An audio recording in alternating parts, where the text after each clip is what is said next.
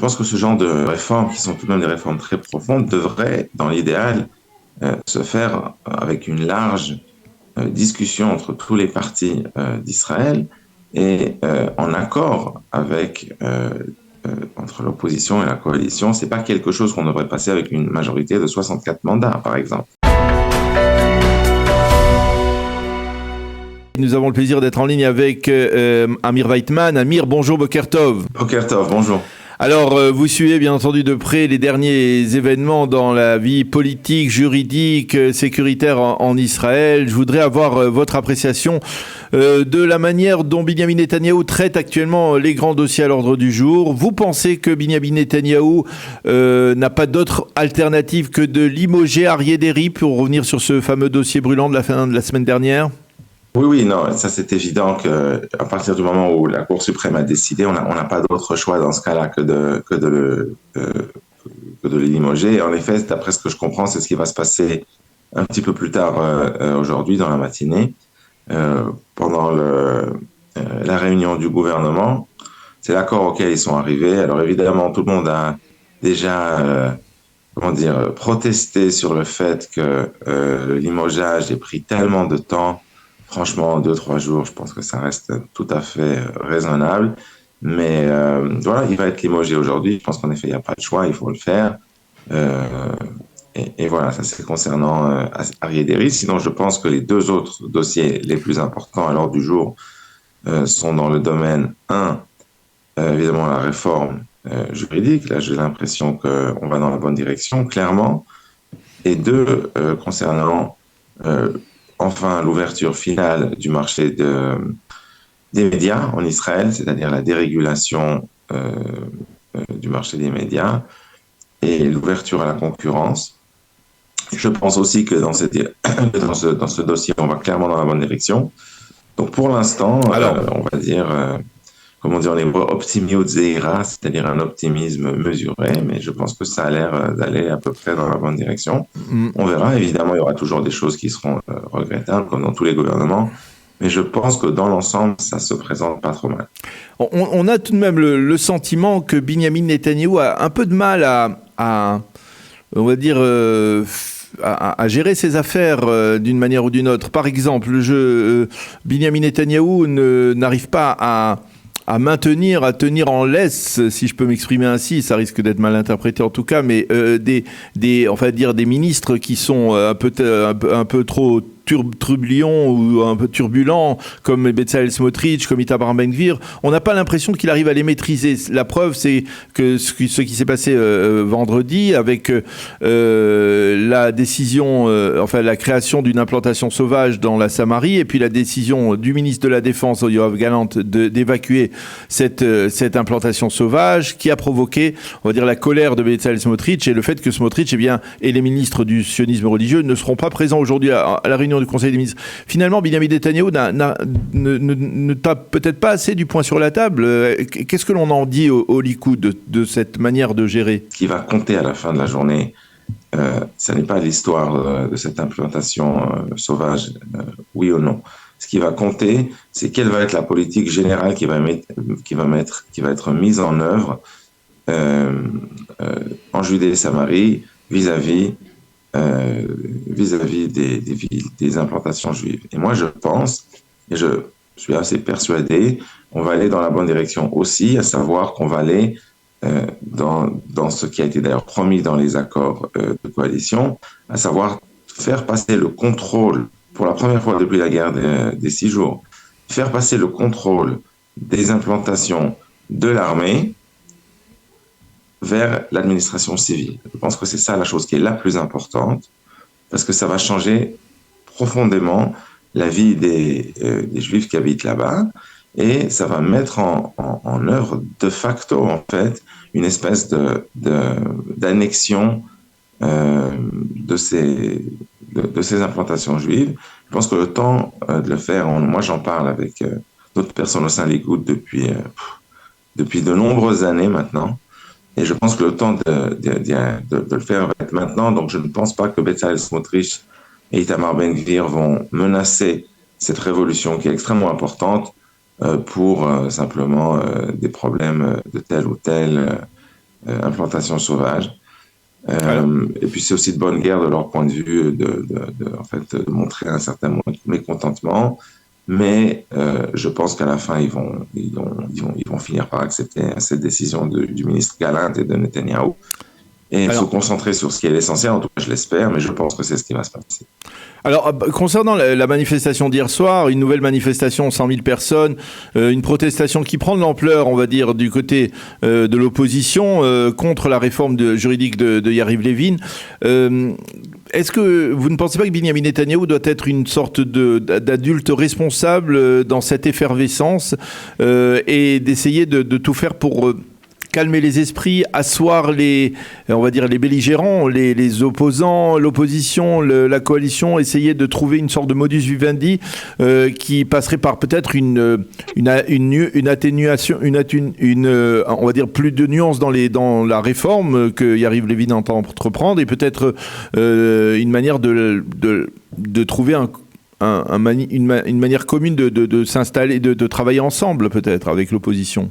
Évidemment, moi, je pense que ce genre de réformes, qui sont tout de même des réformes très profondes, devraient, dans l'idéal, se faire avec une large discussion entre tous les partis d'Israël et en accord avec entre l'opposition et la coalition. C'est pas quelque chose qu'on devrait passer avec une majorité de 64 mandats, par exemple. C'est clair. Ceci étant, le problème fondamental, c'est qu'il n'y a pas avec qui parler, parce que ce qu'il faut comprendre, c'est que la réforme elle-même doit se faire. On ne peut pas continuer comme ça, on ne peut pas continuer avec une situation où de facto Israël n'est pas un pays démocratique et où les décisions, au lieu d'être prises par la Knesset et par le gouvernement, sont prises en fait par le système juridique. C'est une situation qui est intolérable et qu'on ne peut plus continuer. Le problème, évidemment, c'est que l'opposition n'est pas prête à abandonner ça parce qu'elle comprend très bien qu'en réalité, les gens qui contrôlent aujourd'hui et qui ont tout le contrôle depuis des dizaines d'années la Cour suprême, pour faire simple, hein, c'est la gauche. Et que par conséquent, le processus de démocratisation des nominations à la Cour suprême et de la prise de décision va porter atteinte au pouvoir résiduel de la gauche en Israël. Parce que, en fait, le processus historique qui s'est passé en Israël, c'est depuis 1977, c'est-à-dire le moment où Menachem Begin et le Likoud sont arrivés pour la première fois au pouvoir. En fait, on a eu un transfert progressif comment on appelle ça en français, des samproyotes. De l'autorité, on va dire. Des autorités, je ne sais pas si c'est le bon mot, mais disons des prérogatives, voilà, c'est ça le bon mot. On a eu un transfert progressif des prérogatives et des pouvoirs du gouvernement et de la Knesset qui ont été transférés en fait de facto, jamais de euro, mais de facto au système juridique de manière générale et à la Cour suprême en particulier. Bien, pourquoi ça a été fait ça? Tout simplement parce que l'objectif était simplement d'abord de faire ce que toutes les institutions du monde veulent faire, c'est d'augmenter leur pouvoir, et d'autre part, parce que je pense que la gauche a conscience aujourd'hui qu'elle n'est pas la majorité, qu'elle ne sera probablement plus jamais la majorité en Israël, et que c'est par conséquent une manière de protéger leur pouvoir. Et c'est évidemment complètement intolérable, et ça doit changer. Et les manifestations qu'on voit aujourd'hui sont des manifestations qui fondamentalement sont les manifestations de ceux à qui on prend le pouvoir. Et moi, je ne connais aucun exemple dans l'histoire humaine où on a pris le pouvoir de gens sans qu'ils essaient de se défendre. Et c'est ce qu'ils essayent de faire, ce qui ne veut pas dire que leurs manifestations sont justifiées. Et je me permets quand même de rappeler qu'on a la droite, nous avons une majorité au Parlement, et que par conséquent, ma foi, puisqu'il n'y a pas avec qui parler, que la gauche n'a jamais proposé en fait une réforme, parce qu'ils disent toujours nous sommes prêts à des réformes, mais pas celle-là. Bien, à quoi est-ce que vous êtes prêts qui soit raisonnable? Parce que vous comprenez, par exemple, Aaron Barak lui-même a dit qu'il était prêt à la Piskat Idgabrut, comment est-ce qu'on appelle ça? À la loi de contournement. voilà, à cette loi de contournement, mais avec une majorité de, je crois, 80 membres de la Knesset, ce qui est évidemment aberrant. Ça vide complètement de son sens euh, euh, cette mesure. On peut pas, ça ne veut rien dire. C'est pas un compromis. C'est en fait créer une situation qui est en fait encore pire même qu'aujourd'hui. Donc il n'est pas question d'arriver à des choses pareilles. Donc soit l'autre côté vient avec peut-être une contre-proposition raisonnable, et là on peut en discuter, soit il faut continuer tel que.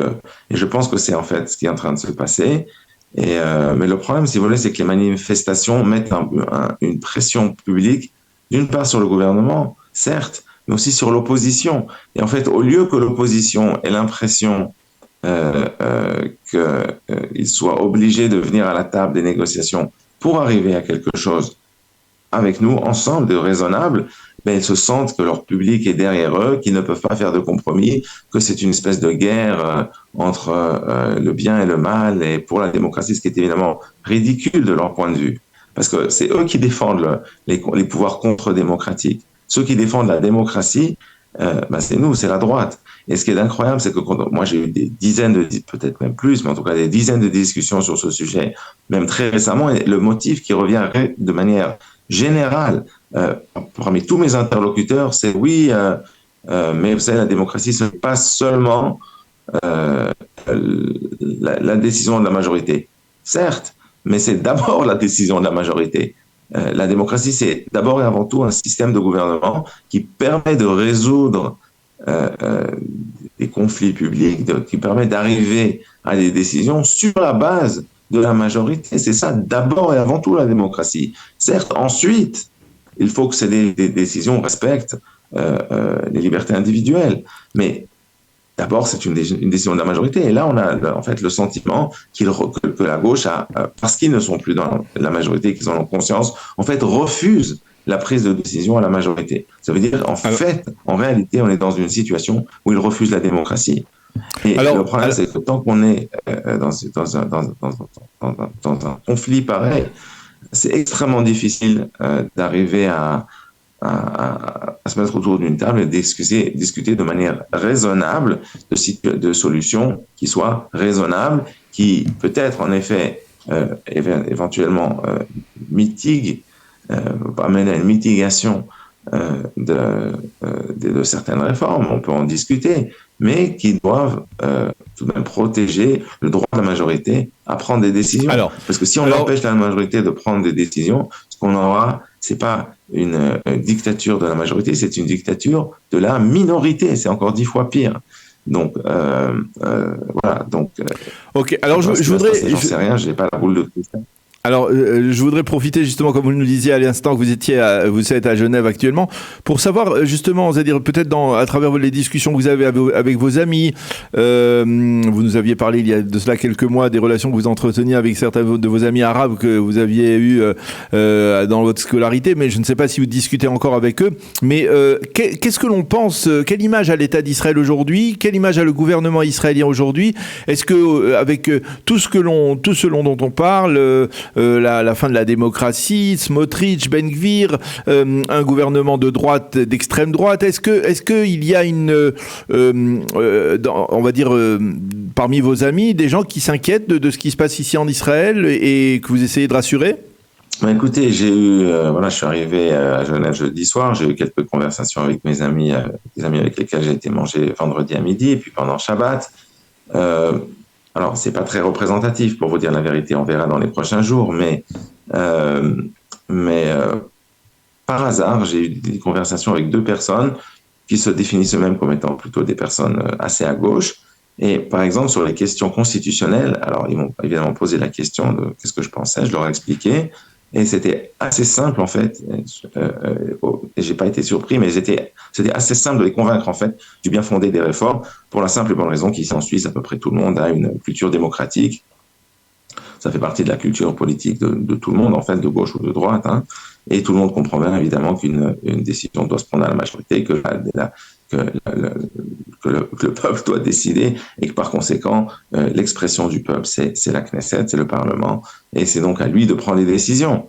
Et personne ne peut comprendre que ce soit la Cour suprême qui s'érige, comme elle l'a fait d'ailleurs, en assemblée constituante, parce que c'est complètement délirant ce qui se passe en Israël, il faut quand même le savoir.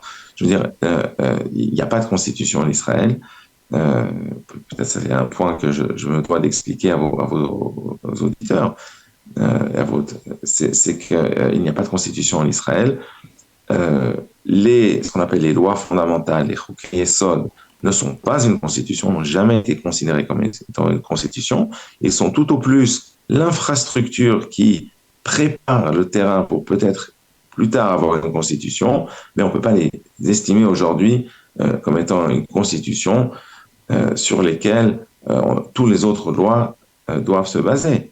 Maintenant, la Cour suprême et Aaron Barak ont décidé de manière unilatérale, ce qui est aussi incroyable, que c'était en fait des lois de nord qui ont un statut constitutionnel. Bien, on peut en discuter en quelques minutes, mais vous savez, il y a quelques années, la Knesset a passé une loi, un Chok Yesod, une loi fondamentale qui s'appelle Chok HaLeom, la loi de la nationalité, qui donc établit l'État d'Israël comme étant un État juif. Bien. Ce qui est incroyable, c'est que plusieurs personnes ensuite ont fait une pétition à la Cour suprême contre cette loi, et la Cour suprême a estimé que la loi était constitutionnelle. Mais c'est inouï, parce qu'en fait, même si, pour le coup, la Cour suprême a jugé que la loi était valide, le simple fait de discuter de cette loi et d'en fait de juger de la constitutionnalité d'une loi fondamentale veut dire en fait que dans les faits, la Cour suprême s'est érigée en assemblée constituante. Mais qui c'est qui les a? Je veux dire, c'est incroyable de faire une chose pareille. Jamais personne dans l'histoire de l'humanité, on a eu une Cour de justice qui par ailleurs a été élue elle-même par des moyens qui sont non démocratiques, puisque ce sont des juges les juges eux-mêmes qui en fait se reproduisent plus ou moins. C'était de la manière, c'était jusqu'en 2006, je crois, c'était complètement comme ça. Ensuite, ils ont trouvé une espèce de compromis qui fait que les politiciens ont aussi un veto. Mais la Cour suprême aujourd'hui, les juges ont un veto sur qui va être nommé à la Cour suprême. Donc, on n'a pas une Cour suprême elle-même qui a été élue de manière démocratique. Mais même si elle avait été le cas, si ça avait été le cas, ce n'est pas le rôle tout de même d'une Cour de justice d'être une assemblée constituante. N'importe qui, dans un pays démocratique normal, devrait comprendre ça. Et là, pour le coup, évidemment, en Suisse, tout le monde comprend que c'est complètement délirant. Donc, j'ai pas du tout de mal à convaincre mes interlocuteurs ces derniers jours du bien fondé de la réforme de Yariv Levin, parce que tout le monde ici comprend. On sait tous en Suisse, on sait avec les référendums, etc. On a tous affaire régulièrement avec le processus constitutionnel. On comprend tous. Qui a le pouvoir en Suisse? C'est le peuple. Alors, il a le pouvoir d'une part à travers le Parlement, d'autre part de manière directe par les référendums. Mais ça, c'est une question technique. Fondamentalement, c'est le peuple qui a la samroute, qui a la prérogative de créer les lois et les normes constitutionnelles. Ça n'est pas et ça ne sera jamais la Cour suprême. Donc, on comprend qu'on est en fait dans une situation de piratage démocratique où on a une Cour de justice on l'a bien compris. De manière en plus unilatérale des prérogatives de manière abusive. C'est ça qui doit arrêter. Et c'est pour ça que je dis à l'opposition, si vous êtes vraiment des démocrates, eh bien, trouvons une solution pour faire ça ensemble. Mais vous ne pouvez pas simplement aller dans la rue, même si vous avez évidemment le droit, mais ça n'est pas constructif et ça ne vous amènera à rien. Parce qu'à la fin de la journée, si l'opposition se contente simplement de faire des démonstrations dans la rue parce qu'ils ont le sentiment qu'ils perdent le pouvoir, on va aller avec notre réforme jusqu'au bout. Et puis, ma foi, tant pis pour eux, ce que je vous dis. Mais c'est on l'a bien compris. Responsable et raisonnable de faire passer des réformes constitutionnelles sur une majorité de 64. Eh bien, merci beaucoup, Amir Weitman, de nous avoir donné votre avis, y compris celui de vos amis à Genève, en Suisse, qui, bien entendu, n'est pas le seul avis possible, mais en tout cas, qui nous a permis de nous éclairer un peu sur ce qu'on disait de l'État d'Israël dans sa période actuelle, période troublée actuelle à l'étranger. Merci d'avoir été avec nous ce matin, de si bon matin à Genève. Merci beaucoup. Merci, bonne journée, Shavuot Tov. Shavuot Tov.